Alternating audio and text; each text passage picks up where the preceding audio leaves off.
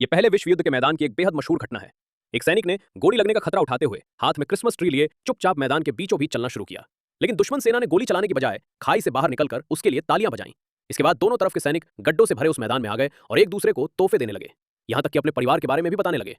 सुबह तक जो दुश्मन एक दूसरे को मार रहे थे, वही अब दिल की बातें बांटने वाले दोस्त बन गए थे। ये सब देखने में जितना अजीब लगता है, उतना ही सच भी है।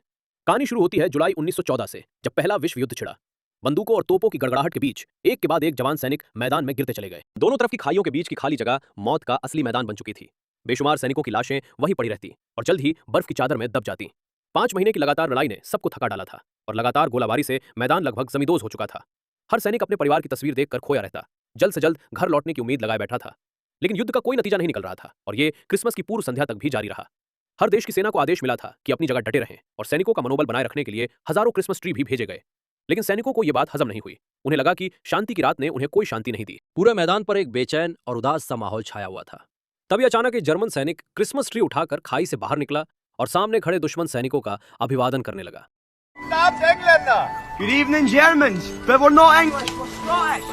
इस हंसी ने उस मुर्दा से पड़े मैदान में थोड़ी सी जान डाल दी और दोनों दुश्मन पक्षों के बीच की सख्ती थोड़ी नरम पड़ गई। जर्मन अफसर ने आगे आकर सैनिक को जल्दी वापस बुलाया, क्योंकि उसे डर था कि कहीं उसे गोली न लग जाए। लेकिन सैनिक ने जवाब दिया, शायद गोलाबारी से थककर फ्रांसीसी और स्कॉटिश सेना के अफसर भी खाई से बाहर निकल आए और साथ मिलकर सोचने लगे कि आज की रात कैसे बिताई जाए। The outcome of this war won't be decided tonight.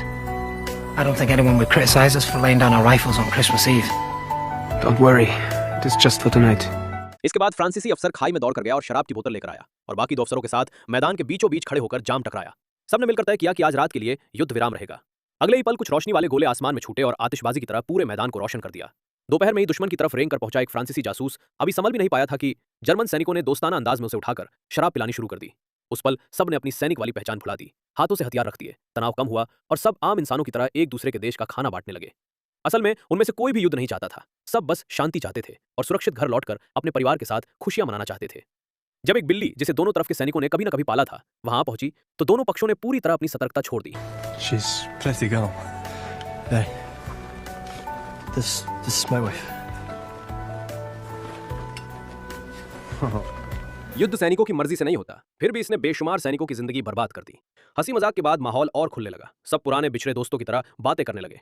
लेकिन खुशी के पल हमेशा जल्दी बीत जाते हैं। सुबह होने ही वाली थी। सबने 3 बंदूकों को सहारा बनाकर उन पर एक बाइबल टिकाई और साथ खड़े होकर एक दूसरे के लिए दुआ मांगी। फिर मन मारकर टोपी पहनकर वापस लौट पड़े। रास्ते में सैनिक बार बार पीछे मुड़कर देख रहे थे। साफ था कि वे इस छोटी सी शांति को कितना सजो रहे थे, क्योंकि अगले दिन से वे फिर दुश्मन बनने वाले थे। ठीक उसी वक्त एक ब्रिटिश सैनिक अपने भाई की लाश के पास पहुंचा ताकि उसे सम्मान के साथ दफना सके।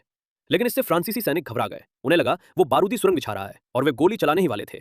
अच्छा हुआ कि ब्रिटिश अफसर सफेद कपड़ा लहराते हुए आगे आ गया, वरना कोई हादसा हो जाता। लेकिन वो सैनिक अपने भाई को दफनाए बिना वापस जाने को तैयार नहीं था। तभी स्कॉटिश अफसर ने आगे आकर पूछताछ की। कहा कि एक रात का युद्ध विराम खत्म हो चुका है और उन्हें जल्दी लौट जाना चाहिए, वरना नुकसान हो सकता है। जब बात अटक गई तो फ्रांसीसी अफसर भी खाई से बाहर आया और सुझाव दिया कि तीनों पक्ष एक दिन और युद्ध विराम रखें। इस खास क्रिसमस के दिन युद्ध में मारे गए सैनिकों को दफनाया जाए। सब जल्द ही इस बात पर राजी हो गए। न सिर्फ एक दूसरे के सैनिकों की लाशें लौटाई गईं, बल्कि उन्हें साथ मिलकर सम्मान के साथ दफनाया भी गया। एक स्कॉटिश सैनिक की मधुर धुन के बीच सभी सैनिक मैदान में जाकर अपने मरे हुए साथियों को इकट्ठा करने लगे। एक पूरा दिन होने की वजह से समय काफी था, इसलिए दफन संस्कार के बाद तीनों पक्षों ने साथ मिलकर फुटबॉल भी खेला। खेल के दौरान सैनिकों को एहसास हुआ कि दूसरी तरफ वाले भी उन्हीं की तरह इंसान हैं, उनके भी घर परिवार हैं। बस किस्मत ने उन्हें युद्ध में झोंक दिया और वे तलवारों के दुश्मन बन गए। इस अनोखी दोस्ती ने सैनिकों को एक दूसरे से दिल की बातें करने पर मजबूर कर दिया और उन्होंने वादा किया कि युद्ध खत्म होने पर वे सच में दोस्त बनेंगे और एक दूसरे को अपने घर आने का न्योता भी दिया। लेकिन ये सिर्फ सैनिकों की ख्वाहिश भर थी, क्योंकि जल्द ही जर्मन सेना को एक आदेश मिला। 2 मिनट बाद बम वर्षक विमान फ्रांसीसी खाई पर हमला करने वाले थे और जर्मन सैनिकों को आदेश दिया गया कि बमबारी के बाद बचे हुए सैनिकों को पूरी तरह खत्म कर दे।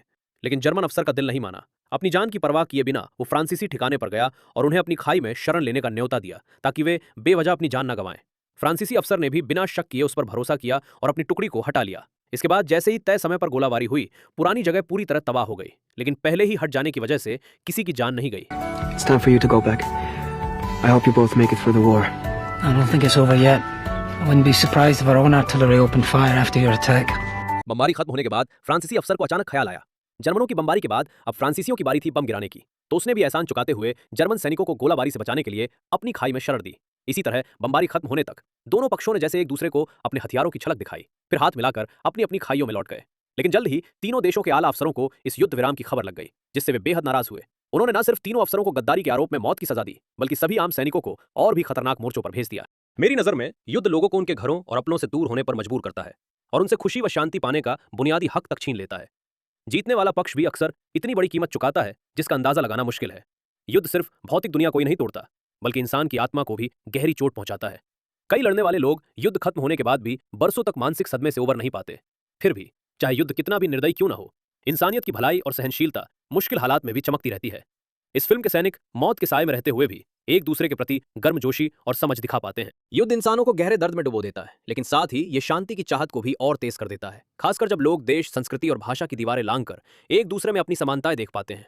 कुल मिलाकर युद्ध ने बेशुमार कीमती जिंदगियां छीनी, परिवार तोड़े और सपने चकनाचूर किए, लेकिन फिल्म मेरी क्रिसमस इन्हीं टूटी फूटी क्रूरताओं के बीच उम्मीद की एक छोटी सी किरण जलाती है। और वो किरण है इंसानियत की भलाई और प्यार, जो भले ही सबसे अंधेरे पलों में सिर्फ एक झलक भर दिखे, फिर भी हमें याद दिलाने के लिए काफी है कि हमें मुश्किल से मिली शांति की कद्र करनी चाहिए और हर तरह की हिंसा व युद्ध का विरोध करना चाहिए। ये सिर्फ युद्ध की एक फिल्म नहीं है, बल्कि एक गहरा सबक भी है। ये हमें शांति की कद्र करने और इंसानियत का सम्मान करने के लिए पुकारती है और हर उस मौके को संजोने के लिए कहती है जो हिंसा और टकराव को टाल सके। आखिर में आप सबको क्रिसमस मुबारक हो। अगर वीडियो पसंद आया हो तो लाइक करें, चैनल को सब्सक्राइब करें और शेयर करना ना भूलें। अगली बार फिर मिलेंगे।